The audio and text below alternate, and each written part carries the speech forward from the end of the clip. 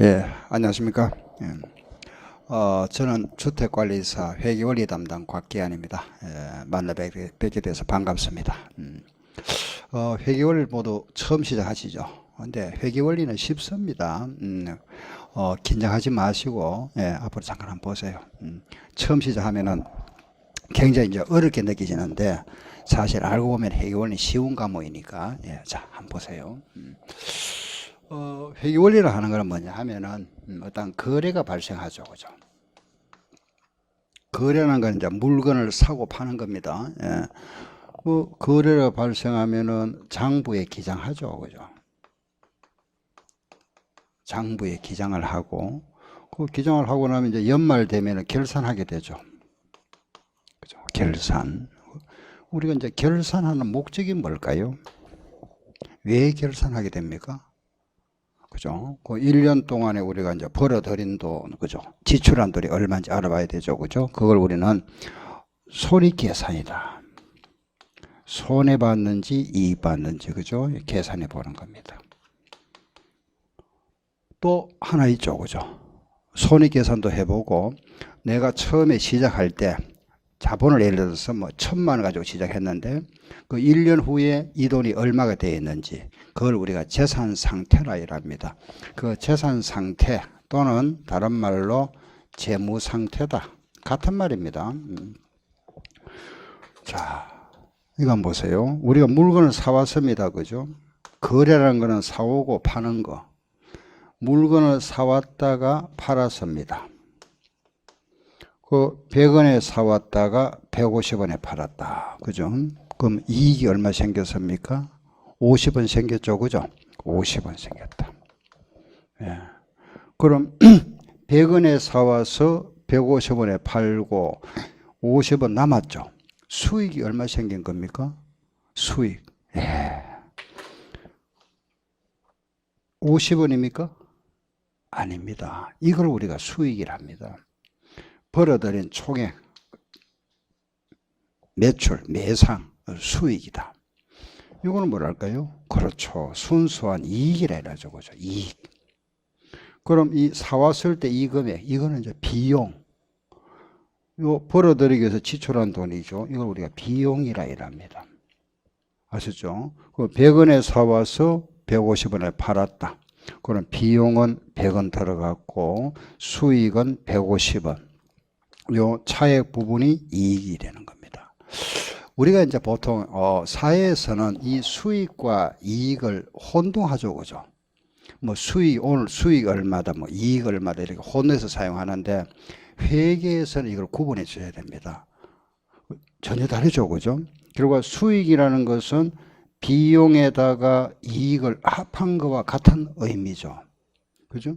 그래서 회계 원리 공부하실 때 항상 요 수익이라는 요 단어하고 이익이라는 단어는 구분하셔야 됩니다. 아시겠죠? 그죠? 수익에서 비용을 뺀 금액이 뭐가 된다? 이익이다. 그래서 그럼 여기 나와 있는 우리가 손익계산이라 하는 것은 그 수익에다가 벌어들인 돈 거죠. 수익에서 그 비용을 차감한 금액, 요 비용을 빼고 나면은 요걸 뭐라 하는가? 그죠? 순수한 이익이다. 이렇게 계산해 보는 겁니다. 이걸 우리가 손익계산이라 하는 겁니다. 아시죠? 그럼 우리가 이제 결산할 때 손익계산이라 하는 거는 수익에서 비용을 차감하고 순수한 이익 얼마냐. 이걸 우리가 총수익, 벌어들인 총금액, 여기에다가 총 들어간 비용, 총 비용을 차감하고 나면 순수한 이익이다. 이래 보는 겁니다. 아시겠죠? 그죠? 수익 마이너스 비용은 이익이다. 그럼 재무 상태가 뭐냐? 우리가 재산 상태. 자, 한번 보세요. 내가 시작할 때 예를 들어서 1월 1일 날 사업을 우리 시작한다. 그죠? 시작해서 요 결산이 12월 말에 끝난다고 봤을 때 우리는 편의상 1월 1일부터 12월 말 요걸 회계 기간이라 이랍니다. 요걸 이제 시작할 때를 기초라 이라죠. 기초. 이걸 우리가 기말, 기중. 아시겠죠? 다시 뭐라 그랬습니까? 기초. 요거는 뭐고? 기말. 요거는 기간중, 기중이라 합니다. 그럼 예를 들어서 내가 만약에 처음 시작할 때 1억을 가지고 시작했다. 어떤 사업을 하나 시작합니다. 그죠? 장사를 시작했다. 1억 가지고. 그 1억이 뭘까요? 1억을 가지고 시작했다면 그 1억이 뭐가 되죠? 자산 또는 뭐죠? 자본. 아시겠죠? 예, 그래서 우리가 1억을 가지고 시작했다. 이 말을 우리가 자산이 1억이다. 자산 또는 자본이 1억이다. 이래 표현합니다. 같은 말이죠. 그죠? 자산 1억이고 자본이 1억이다. 그런데 만약에 이게 부채가 있다. 부채 3천만 원 부채가 있다면은 빌려온 돈이 3천만 원 있다면은 이 자본 얼마가 될까요? 그렇죠. 7천만 원 됩니다. 그 요 관계를 이해하시겠습니까? 예. 자산 1억, 부채 3천, 자본 7은 7천이라면은 요 돈이 내 돈입니다. 순수한 내 돈. 아셨죠? 요걸 우리가 자기 자본, 순수한 내 돈이고, 요 돈은 빌려온 돈이죠. 빌려온 돈. 그래서 우리가 회사 경영에 말하면은 총 운영 자금이 1억이다 이런 뜻입니다. 자산이 내 돈 아닙니다. 아시겠죠? 잘못 생각하시면은 우리 회사 자산이 얼마, 그 회사 재산, 자산. 그 자산 그게 내 돈 아니죠. 자본이 내 돈입니다. 아시겠죠? 그죠? 자산이라는 거는 결과적으로 빌려온 돈과 내 돈을 합한 금액입니다. 요 의미를 잘 이해를 하시면 됩니다. 아시겠죠? 다시 말씀드릴게요. 요거는 빌려온 돈이고 요 내 돈입니다. 그죠? 요걸 합친 돈이 요게 총 회사 운영 자금. 아시겠죠? 예, 따라서 여기서 우리가 어떤 이제 식이 나오겠죠. 그죠? 자산은 부채 플러스 자본. 성립하죠. 또 자산 마이너스 부채는 자본. 그렇죠? 자산 마이너스 자본은 부채. 이렇게 이제 공식은 암기하지 마세요. 아시겠죠? 그 보시면 되잖아. 그죠? 자산 마이너스 부채는 자본이다. 자산 마이너스 자본은 부채. 자산은 부채 플러스 자본이다. 아시겠죠? 여기도 마찬가지입니다. 그죠? 이 식을 꼭 암기, 수익만의 비용은 이익이다. 수익은 뭐가 되죠? 비용 플러스 이익. 아시겠죠? 그죠? 그래서, 그럼 우리가 이 재산 상태라는 거 말, 이겁니다. 그죠? 그럼 시작을 내 돈 7천만 원과 빌려온 돈 3천만 원을 합해서 1억을 가지고 우리 회사를 이제 시작했는데, 사업을 시작했는데, 이게 이제 1년 후에 얼마가 되어 있느냐 이거죠. 그죠? 1년 후에. 그 1년 후에 이 자산이 얼마가 되어 있고, 또 부채가 얼마 되어 있고, 자본이 얼마 되어 있느냐 이거 알아보는 거죠. 그죠? 예. 그럼 만약 이때, 그죠? 여기 와서, 만약에 자산이 2억이 되어 있더라. 예를 들어서, 부채가 9천만 원이다. 결과적으로 자본 얼마가 되죠? 1억 천이 되죠. 자산마다 부채니까 그죠? 1억 천. 그렇죠?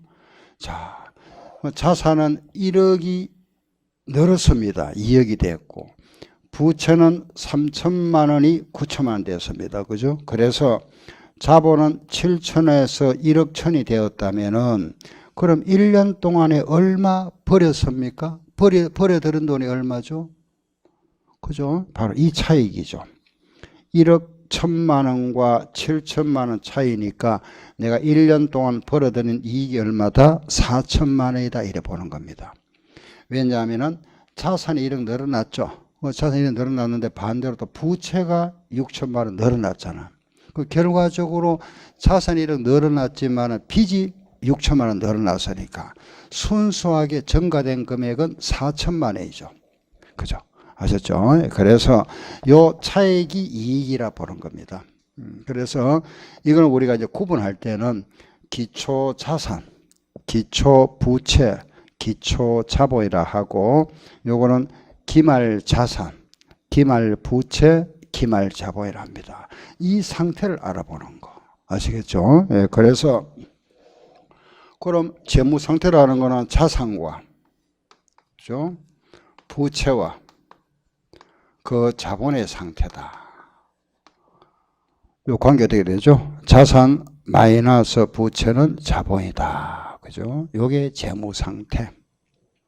그럼 우리가 자 다시 정리 한번 해보겠습니다. 어떤 이제 사업을 시작합니다. 그죠? 사업을 시작했을 때 1월 1일 이제 시작합니다. 그죠? 이 사이 거래가 많이 생기겠죠. 그죠? 물건을 사고 팔고 뭐 돈을 빌려주고 빌려오고 또는 갚아주고 그죠? 물건을 외상 사기도 하고 또 갚아주고 여러 가지 거래가 있을 겁니다. 이걸 장부에 기장하죠. 이걸 우리가 북이라 이랍니다. 아시겠죠? 장부에 기장하고 연말 돼서 12월 말이 되면 이제 결산하겠죠. 결산. 그 결산하는 목적이 뭐냐? 요 두 가지가 최종 목적이다. 그죠? 하나는 뭐죠? 재무 상태. 재산 상태죠. 재무 상태라는 거는 재산 상태. 알겠죠? 재산 상태다. 그 내용이 뭐다? 자산, 부채, 자본. 요 관계가 어떻게 됩니까?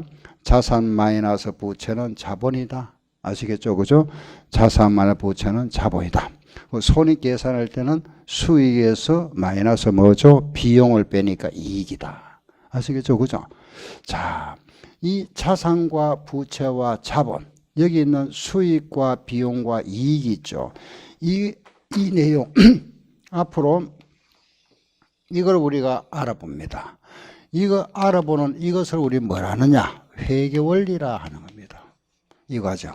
아시겠죠? 회계원리는 결국은 자산, 부채, 자본, 수익, 비용, 이거 알아보는 과정. 이게 전부 다죠. 여기에서 우리 시험에 여기에서 50%가 나옵니다. 시험에. 금년 시험에 여기에서 40문제 중에서 23문제가 나왔죠. 56%, 57% 되겠네요. 그죠? 이게 자산.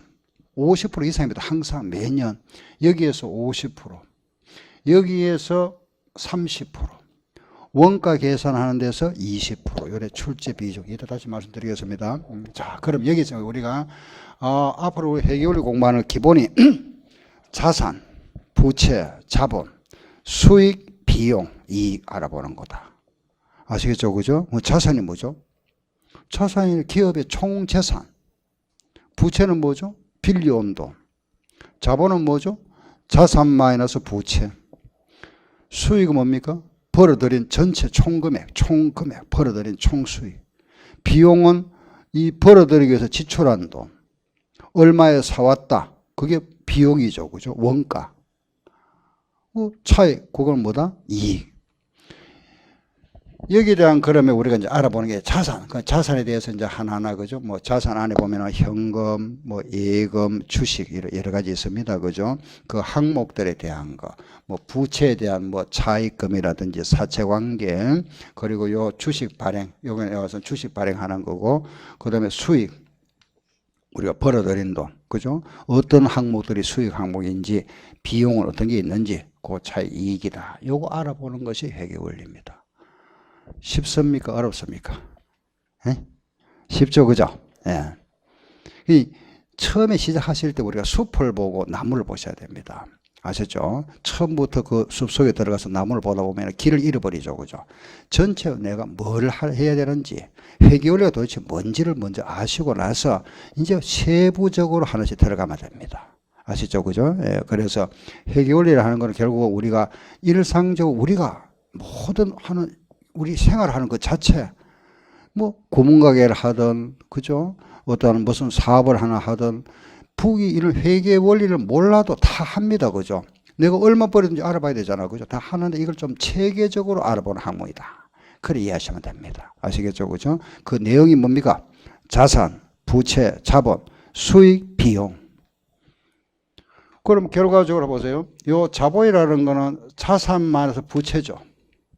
이 자본은 별도로 존재하는 것이 아니고 자산에서 부채를 차감한 금액이 자본입니다. 그래서 결국 이걸 중요시 않죠. 그죠? 중요한 거 아닙니다. 알겠죠? 여기서 이 수익과 비용만 측정하면 이건 자동적으로 나오는 거잖아. 그죠? 그래 중요한 거는 뭐냐? 요 자산의 측정, 자산이 얼마인지 알아보는 거. 부채가 얼마인지, 현재 12월 말 현재 내가 갚아야 할 부채가 얼마인지 이거 알고 이게 중요하잖아. 그죠? 이 금액 알고 이 금액 알면 이거는 자동적으로 나오는 겁니다. 이걸 따로 이것만 따로 계산하는 게 아니고 자산만에서 부채가 자본입니다. 금년 시험에 이게 나왔죠. 그죠? 자산만에서 자본이 뭐다? 부채가 뭐다? 자본. 알겠죠? 예. 바로 소유주 목 벌어들인 돈 수익 비용 빼면 이익이다. 이게 중요한 게 아니고 요게 수익이 얼마인지 우리 알아보는 거, 그죠? 비용이 얼마인지 알아보는 거. 이거 빼고 나면 이익이다. 결국 우리가 줄여버리면 자산, 부채, 수익, 비용 알아본다. 이걸 다 하면 6개죠, 그죠? 6개지만은 더 줄여버리면 자산, 부채, 수익, 비용 4개. 요걸 조금 더 제가 그럼 이제 요 전체 흐름 아시겠죠, 그죠? 아셨으니까 그럼 자산, 부채 요걸 조금 더 좀 정리를 잠깐 하고 넘어갈게요. 한번 보세요. 그러면은 자 저기 나오는 자산을 조금 더 우리가 우리가 지금 공부하고 하는 가장 중요한 이거잖아, 그죠? 자산입니다, 그죠? 자산이라는 거는 자 조금 더 우리 내용을 알아보고 가겠습니다. 자산이 뭐냐? 자산을 하는 것은 쉽게 생각하세요. 재산. 기업이 가지고 있는 총 재산. 보세요. 요 짝대를 할 거면 짝대기를 딱 재산. 총 재산. 기업의 소유 총 재산. 그걸 자산이라 한다, 그죠? 자산. 요 자산. 그래서 자산이라는 거는 결국은 뭐 총 자산이다, 그죠? 총 자산. 뭐 같은 소입니다. 또 총 자본이라 하기도 합니다. 그 회사의 총 자본 같은 말이죠, 그죠? 총 나오면 모두 자산이다. 자산. 자, 여기서 우리가 자산이라 하는 거는 부채에서 자본을 더한 거다. 이 말도 알겠죠, 그죠? 그 자산이라 하는 거는 요거는 내 돈이고 요거는 네 돈. 내 돈, 네 돈. 요거는 자기 자본, 요거는 타인 자본이라 합니다. 아셨죠? 예, 타인 자본. 예. 그래서 그럼 여기에 이제 우리가 부채다, 그죠? 부채라는 건 빚이죠, 그죠? 갚아야 할 빚, 그죠? 채무. 요거 우리가 타인 자본이다, 그죠? 예, 부채는 타인 자본. 빌려온 돈. 아셨죠? 타인 자본이다. 그럼 자본은 뭐냐? 자본은 이제 자산에서 부터 뺀 거잖아. 그죠? 그래서 이걸 우리는 자기 자본이다. 그죠? 자기 자본이다. 또는 이걸 우리가 총자산이라 그랬죠. 그죠? 이것도 순자산. 순자본, 순자산. 이렇게. 이건 자기 자본인데, 자기. 본인 자본. 내 돈. 알겠죠? 자기 자본이다. 하기도 하고, 총자산을 하지 않고 요 총 대신은 뭐라 할까요? 순자산. 같은 말이죠, 그죠? 예, 순자산 이런 말 씁니다. 그 총하면 자산을 말한다, 알겠죠? 총자산, 총자본은 자산이고 순 들어가면 이제 자본을 이야기한다, 그냥 아시고. 그럼 자본이라는 거는 여기서 그죠? 자본이라는 거는 자산에서 부채를 뺀 거. 그렇죠, 그죠? 자산 마이너스 부채를 뺀 거다. 이거는 자산은 부채 플러스 자본, 타인 자본에다가 내 돈을 더한 거, 그죠? 자본이라는 거는 자산에서 부채를 뺀 거, 아시겠죠, 그죠? 그래서 이 등식 이름을 우리가 이제 이것을 뭘 하나 이라면은 재무상태표 등식이다 이런 표현합니다. 아셨죠, 그죠? 이런 이름을 우리가 붙여서 이런 거 중요한 거 아닙니다. 이런 거 편안하게 그냥 들으시고 이런 게 있구나 정도로 이걸 재무상태표 등식이다 이렇게 표현하고, 자본은 그러죠, 그죠? 자산은 부채다. 자본 구하는 거죠. 이걸 우리가 자본 등식이다 이랍니다. 아시겠죠? 등식은 이거잖아. 등 같다 이 말이죠, 그죠? 등식. 예. 자, 그래서 이제 자산, 부채, 자본 이런 다 아시면 되고. 알겠죠? 그럼 우리가 방금 또 수익, 비용 했죠. 뭐 이거는 별도로 안 하셔도 되겠죠, 그죠? 수익은 벌어들인 돈, 비용은 지출한 돈, 그죠? 예, 요건데, 요 잠깐 한 말씀 드릴게요. 우리가 이제 살고 있는 우리나라뿐만 아니라 뭐 전 세계, 그죠? 전 세계 기업을 하시는 분이라든지 뭐 사업하시는 분도 있죠, 그죠? 기업을 우리가 회사잖아, 그죠? 기업. 회사, 그죠? 이런 회사를 이걸 크게 세 가지로 구분합니다. 딱 세 가지로. 아시겠죠? 우리 회계상에서는 세 가지로. 하나는 뭐냐? 물건을 판매하는 회사입니다. 판매회사. 판매회사. 물건 하면 상품이겠죠. 그죠? 상품을 판매하는 회사, 또 상품을 만드는 회사, 제조회사, 만드는 회사, 공장을 말하겠죠. 공장. 그리고는 이거는 이제 물건 판매와 제조를 하지 않고 서비스를 제공하는 서비스. 용역회사다 이랍니다. 여기에는 뭐 금융업, 보험업 이런 게 들어가겠죠. 그죠? 용역회사, 건설업도 들어갈 거고. 아무튼 크게 이렇게 회사, 기업을 판매회사, 제조회사, 용역회사 크게 세 가지로 구분합니다. 그래서 이 상품 판매회사에 관련 회계, 장부를 우리는 재무회계라 이래 부를 겁니다. 앞으로 재무회계. 제조해서 물건 만든다 그죠? 이런 걸 만들었습니다. 이런 분필 지우개를 만들었다. 그럼 요거는 뭐가 중요하죠? 만들었을 때 원가 얼마인지 알아보는 거죠. 그죠? 원가 회계. 이걸 우리가 원가 회계다. 이거 이제 나중에 원가 관리 회계를 하기도 합니다. 예. 그리고 용역회사 이 회계를 여기에 이어버리면 재무회계다 포함. 결국은 회계는 모든 기업의 정의 회계는 두 개밖에 없다. 그죠? 판매에서는 재무회계, 제조에서는 원가회계, 여기 포함되어 버리고 재무회계, 원가회계잖아. 그죠? 요거 두 개를 우리는 뭐라 하느냐? 회계학이라 이랍니다. 묶어서. 요 회계학에 대한 기본 원리가 바로 뭐죠? 회계 원리 되죠. 그죠? 우리 시험은 이래 나옵니다. 여기에서 20%가 나옵니다. 이쪽에서 80%입니다. 재무회계가. 그럼 이 부분을 우리는 앞으로 이제 재무회계 쪽이라 이랍니다. 자산, 부채, 자본, 수익, 비용을 재무회계다. 요 부분이 이제 끝나고 나면 이건 따로 할 겁니다. 원가 회계는 말하면 물건 만들었을 때, 이런 거 만들었을 때 이게 재료비가 얼마 들어갔는지, 인건비, 노무비, 기타 이런 전기요금이 있죠. 이런 경비가 얼마 들어간지를 집계해서 그 합계 금액이 원가 되겠죠. 그죠? 제조 원가 알아보는 거. 그걸 우리가 원가 회계를 하는 겁니다. 여기에서 20%가 나옵니다. 여기에서 80%. 우리 시험은 40문제입니다. 오지선다형입니다. 객관식 40문제에서 80%면은 문항수는 32문제 되겠죠. 여기는 8문제. 이렇게 출제가 됩니다. 아셨죠? 32문제, 8문제. 그리고 처음 시작하시는 분들이 이제 회계 원리가 자꾸 서니까 어렵다 생각하는 건 뭐냐 하면은 이 계산 문제가 있습니다. 계산. 그러니, 나는 이 계산이 굉장히 계산은 좀 이래, 힘드신 분 있죠. 그죠? 계산 좀 어두운 분도 계실 거고. 그런데 전혀 신경 쓸 필요 없습니다. 우리가 계산 문제를 하는 건 여기는 수학이 아니고 단순히 더하고 빼는 겁니다. 아시죠? 회계 원리에서 계산 문제를 하는 것은 단순한 더하기 빼기입니다.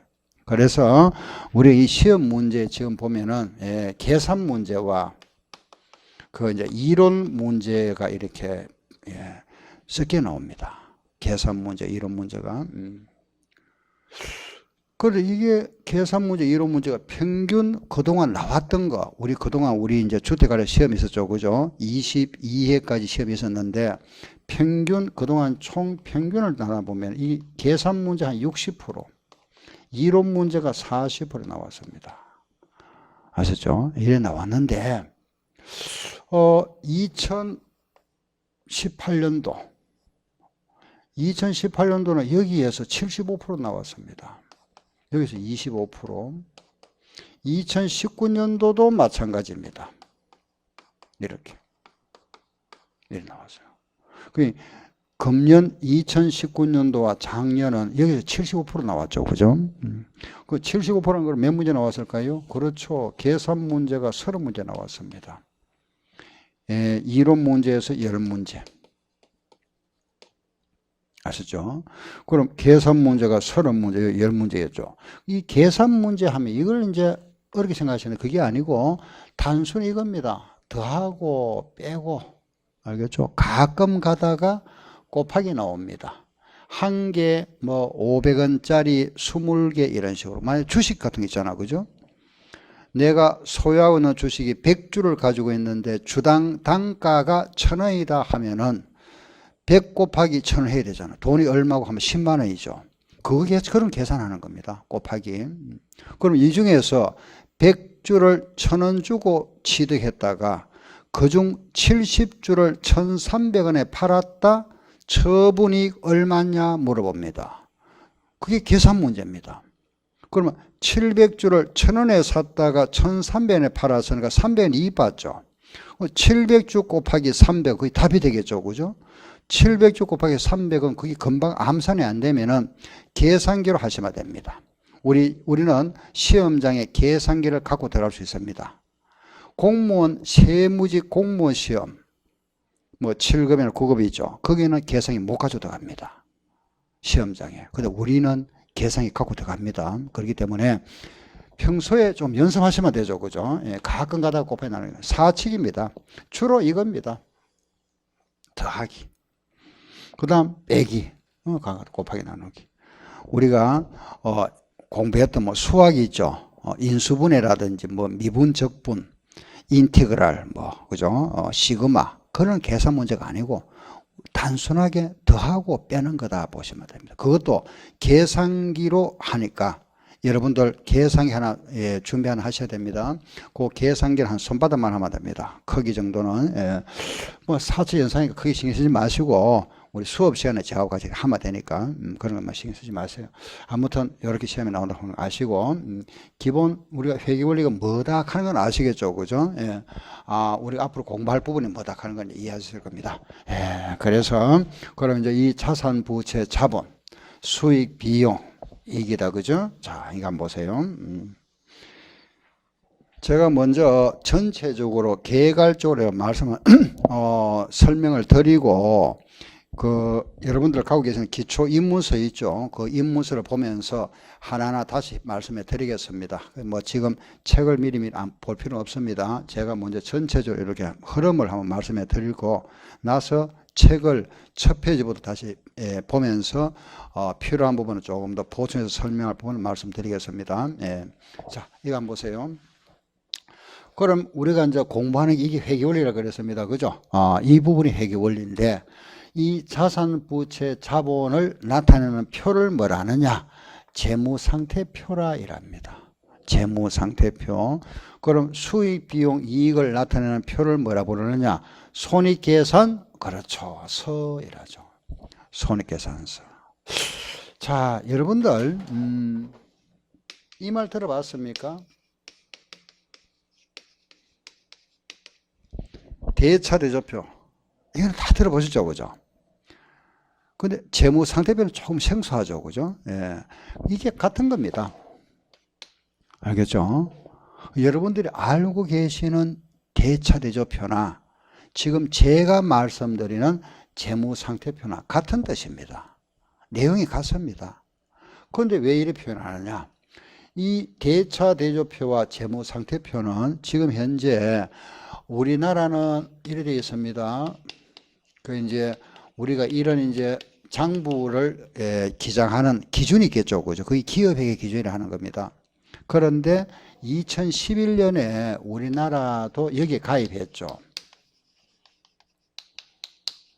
국제회계 기준에 여기에 가입했습니다. 아시겠죠? 이거는 이제 말하면은 전 세계 지금 현재 정확한 나라 숫자는 모르겠습니다.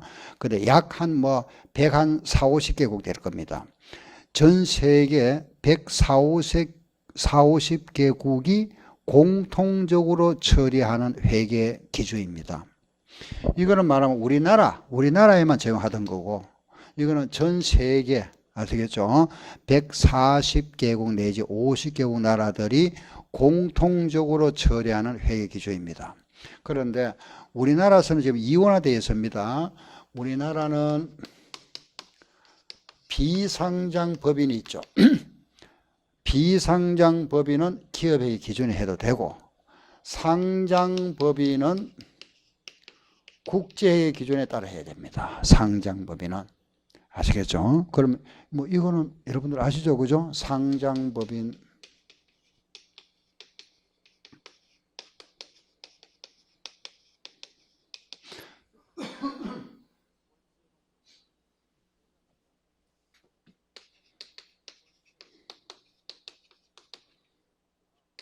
이렇게.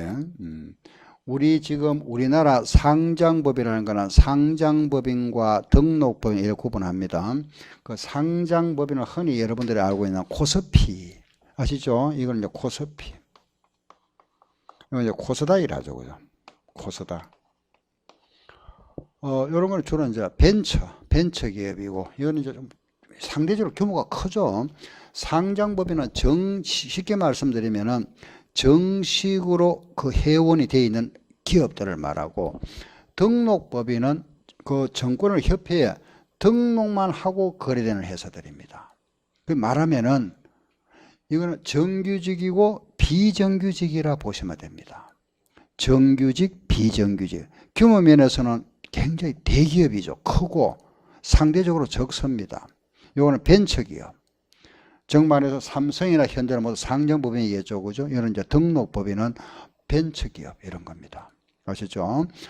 그래서 우리나라 지금 현재 상장법인은 여기에 상위 한 700개가 있고 등록법인 한 1700개가 있습니다. 그 묶으면은 1700개죠. 그죠? 약 1700개.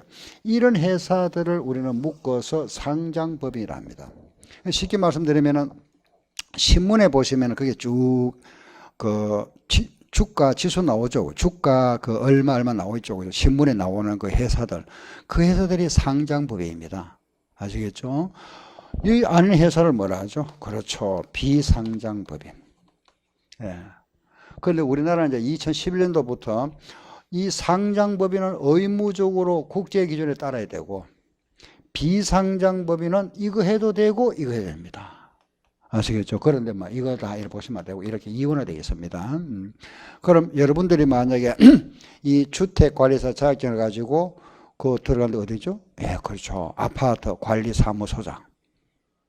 관리사무소장 들어갑니다. 그죠? 그럼 관리사무소, 아파트에 가시면은 그 회계 장부기장 하는 것은 아파트는 상장법인입니까? 비상장입니까? 당연히 비상장이죠. 그러면 이쪽 해야 되겠죠. 그런데 우리 모든 시험은 이쪽을 하라요. 회계원리 시험은 국제 기준에 따라서 해야 된다. 이렇게 되어 있습니다. 아셨죠? 그런데 기업의 기준에서는 요래 씁니다. 대차 대조표. 그런데 국제 기준에서는 요래 서자 정해놨습니다. 재무상태표 이렇게. 내용은 똑같습니다. 알겠죠? 내용은 똑같습니다. 똑같은데 기업의 기준에서는 요 용어를 쓰면 나중에 여러분들이 아파트에 가시면은 대차 대조표를 합니다. 그런데 우리 시험은 이제 이 국제 기준에 따라야 되니까 요 말을 쓸 겁니다. 앞으로 재무상태표. 아시겠죠? 그죠? 재무상태표. 공부를 처음 시작하시면은 제일 처음에 이제 애로사항이 뭐냐 하면은 용어가 좀 생소합니다. 이제 처음 접하니까. 우리 평소에 잘 사용 안 하던 용어 있죠. 그죠? 나오니까 그런 용어들은 참 좀 반복하시면 됩니다. 그죠? 반복. 아시겠죠? 예. 몇 번 자꾸 대시기 보시면 되겠죠. 그죠? 근데 이걸 앞으로 이제 이걸 우리가 과거에 바란스 시트를 했죠. 그죠? BS. 저는 편의상 요것도 이렇게 쓸 겁니다. 아시겠죠? 예. BS를 쓸 거니까 그 재무상태표 하면 제가 약자라 BS를 할 거고, 손익계산서는 앞으로 제가 프로핏 앤드 로스에서 PL로 나타낼 겁니다. PL. 예, 아시겠죠? 손익계산서는 PL 쓸 거고 재무상태표는 BS를 쓸 겁니다. 예, 여러분들 뭐 약속 요래 써도 되고 다른 뭐 요래 약자가 있습니다. 근데 뭐 신경 쓰지 마시고 제가 요래 쓸 거니까 이게 재무상태표다 그래 하시면 됩니다. 그럼 이런 이제 우리가 재무상태표와 손익계산서가 있는데 이 양식을 잠깐 보시면 이렇게 우리는 이제 약식으로 이렇게 칩니다. 약식 이렇게 T개죠. 이렇게 약식 이래서 그러면 여기 뭐라 그랬습니까? 그렇죠. 재무상태표. 그죠? 요거는 뭐죠? 손익계산서. 아셨죠? 그 재무상태표라는 거는 오늘 현재죠. 12월 30일 현재. 손익계산이라는 거는 1월 1일부터 12월 말까지 이렇게 일정 기간 동안에. 그죠? 그 이 이제 왼쪽과 오른쪽이 있죠. 그죠? 왼쪽, 오른쪽. 모두 회계는 항상 구분합니다. 왼쪽과 오른쪽. 아마 왼쪽을 뭐라 하죠? 그렇죠. 차변이라 부를 겁니다. 우리 회계에서는 별 의미는 없습니다. 그냥 차변. 오른쪽 뭐라 한다? 대변. 아셨죠? 그래서 여기에 차변에는 자산. 대변에는 부채와 자본을 적을 겁니다. 이렇게. 이래 하자 약속이죠. 그죠? 정해놨습니다. 손익계산서 차변에는 비용, 대변에는 수익을 적습니다. 이렇게. 아시겠죠? 예, 그래서 대차대조표 즉 재무상태표 차변에는 자산 이게 10원이다. 부채가 3원이다. 자본 얼마? 7원 이렇게. 비용 그죠? 비용을 만약에 6원이다. 수익은 8원이다. 이렇게. 그 수익이 크면은 여기 뭐가 생겨? 2원 이익이 생기죠. 그죠?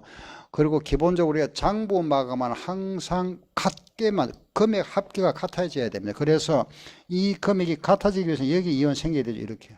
그래 같아지죠. 이걸 뭐라 한다? 이익이라 합니다. 이렇게. 아시겠죠? 이익, 순이익, 총수익, 총비용, 순이익 이런 식으로. 아셨죠? 그래서 일단은 재무상태표 차변에는 자산, 대변에 부채자본 요래 표시하는구나. 요걸 뭐라 한다? 재무상태표. 차변의 비용, 대변의 수익을 표시하는 이걸 뭐라고? 손익계산서. 한 번 더. 차변의 자산, 대변의 부채자본 표시하는 이걸 뭐라고? 재무상태표. 차변의 비용, 대변의 수익 나타내는 이걸 뭐라 한다? 손익계산서. 만약에 요 금액보다 요 금액이 크면은 요게 크게 되면은 요게 뭐가 생길까요? 그렇죠. 손실. 반대로 이게 크면은 손실 이렇게. 그래서 우리가 그럼 재무상태표와 손익계산서 이 작성하는 것이 장부기자라는 게 뭐라 그랬습니까? 부기의 목적이 뭐다? 재무상태표와 손익계산서 작성하는 거다 하면 됩니다. 아셨죠? 부기. 그럼 이제 우리가 지금 하고자 하는 거는 부기가 하는 건 뭐죠? 회계죠. 그죠? 그럼 부기와 회계 관계는 어떻게 되느냐? 뭐가 부기고 뭐가 회계냐? 간단하게 부기는 장부기장, 회계는 그걸 제공해 주는 거다. 알겠죠? 그죠? 부기와 회계의 관계라는 것은 이렇습니다. 한번 보세요. 부기라는 것은 뭐라 그랬죠? 장부기장의 준말이잖아. 그죠? 이게 부기입니다. 장부기장의 준말이 부기인데, 그럼 부기라는 이 부기하고 회계하고 어떤 차이점이 뭐냐? 장부기장의 그 결과치를 그 정보를 이용하고자 하는 사람에게 제공하는 그 일련의 과정을 뭐라 하느냐? 회계라 이래 부릅니다. 여기도 들어갔죠. 그죠? 제공한다 하는 게. 장부기장의 결과치는 이거죠. 그죠? 이 결과치를 제공하는 그 과정, 그런 과정을 뭐라 부른다? 회계다 합니다. 그래서 부기는 뭐냐 하면은 장부기장입니다. 알겠죠? 장부기장. 그래서 장부기장을 하는 목적이 뭐냐 물으면 이거죠. 요거 작성하는 거. 아셨죠? 재무상태와 손익계산. 그 회계의 목적이 뭐냐 하면은 요걸 줄여서 이걸 많이 사용합니다. 제공하는 거. 정보를 제공한다 이렇게 표현하죠. 정보 제공. 다시 또 정리해 드릴 겁니다. 일단은 우리가 그러면 요거 한번 보세요. 요 부분이 어떻게 보면 추상적이잖아. 그죠? 그렇죠? 제공한다는 것 자체가 좀 추상적이잖아. 그죠? 빼버리면 결국은 뭐죠? 부기와 회계는 같다 보면 됩니다. 그렇죠? 결국 우리가 공부하고자 하는 거는 제공하는 거는 그거는 이제 그죠? 별게 나중 거예요. 그죠? 어떠한 거 추상적 제공하는 과정이고 왜 제공할까요? 그렇죠. 투자 유치죠. 그죠? 투자자 또 돈, 채권자, 돈 빌리기 위해서, 그죠? 주식을 발행하고 사채를 발행하기 위해서 정보를 제공해 주는 겁니다. 우리 회사 지금 재산이 얼마다, 1년에 얼마 내가 벌어들였다. 우리 회사 좀 투자해라. 그죠? 또는 우리 회사 사채 사가라. 정말 돈 좀 빌리도. 이런 거죠. 그죠? 그래서 결국 이런 정보 제공인데, 이 부분은 추상적인가 빼버리면 부기화죠. 과거에는 부기와 회계를 같은 의미로 봤습니다. 지금은 이제 좀 구분해서 장부기장의 결과치를 정보 이용자에게 제공하는 그 과정을 뭐라 부른다? 회계라 이렇게 부르고 있습니다. 그럼 우리는 뭐 크게 신경 쓰지 마시고 부기 하는구나. 회계다 이렇게 보시면 됩니다. 예, 자, 잠깐 한번 정리할게 보세요. 한 번 더 잠깐 보세요. 왜냐하면 참 기본 틀이 중요하잖아. 그죠? 항상 기본이 중요합니다. 그죠? 뭐 흐름을 먼저 아셔야 우리 앞으로 이제 하나하나 들어갈 겁니다. 자, 보세요. 거래가 발생하면 장부기장을 합니다. 그죠? 장부기장 그 결과치 결산을 하게 되죠. 결산의 목적이 뭐냐? 바로 재무 상태와 손익계산 알아보는 거다. 재무 상태가 뭐가 있다? 자산, 부채, 자본. 손익계산은 뭐죠? 수익, 비용, 이익. 그죠? 그 차이. 아시겠죠? 그죠? 그 표를 뭐라 부르고? 재무 상태표. 이건 뭐라고? 손익계산서. 양식은 이렇다. 차변의 자산, 대변의 부채, 자본. 그죠? 손익의 양식은 뭐죠? 차변의 비용, 대변의 수익이다. 아셨죠? 예. 자, 이거 오셔서 보세요. 자산이라는 거는 총자산이라 하기도 하고 총자본이라 하기도 한다고. 그죠? 앞에다 총자 붙었죠. 총자본. 이거 합한 거. 그죠? 그래서 자산은 부채 플러스 자본. 이건 타인 자본, 이건 자기 자본이다. 그죠? 예. 이걸 우리가 재무상태표 등식이라 부르기도 합니다. 부채라는 거는 타인 자본, 빌려온 돈. 자본은 자기 자본, 내 돈. 그래서 순자산이라 하기도 하고, 그래서 자본은 자산마다 부채, 즉 요 등식을 우리는 자본 등식이라 하기도 합니다. 아시죠, 그죠? 예, 그래서 여기까지가 이제 가장 우리가 이제 우리 회계 원리가 뭐냐 하는 걸 이해하시겠죠, 그죠? 예, 그러면은 다음 시간에는 요 회계 원리가 뭐냐 알아서니까, 그럼 마지막 이제 우리가 이 재무 상태표와 손익계산서가 작성되기까지의 과정, 그럼 거래가 발생해서 이 장부기장을 통하죠. 그죠? 장부기장을 통해서 마지막 결산을 하게 됩니다. 결산 결과치가 이거 작성하는 거잖아. 그죠? 작성되기까지 그 과정을 우리가 순환 과정이라 해보랍니다. 회계의 순환 과정. 아시겠죠? 이게 우리가 전체 흐름이고, 이 흐름이 끝나고 나면 이제 각각 하나씩 하게 됩니다. 계정감 하나하나에 대해서 하게 되는데, 전체 흐름하고 그 계정감에 대해서도 다음 시간에 말씀드리겠습니다. 예.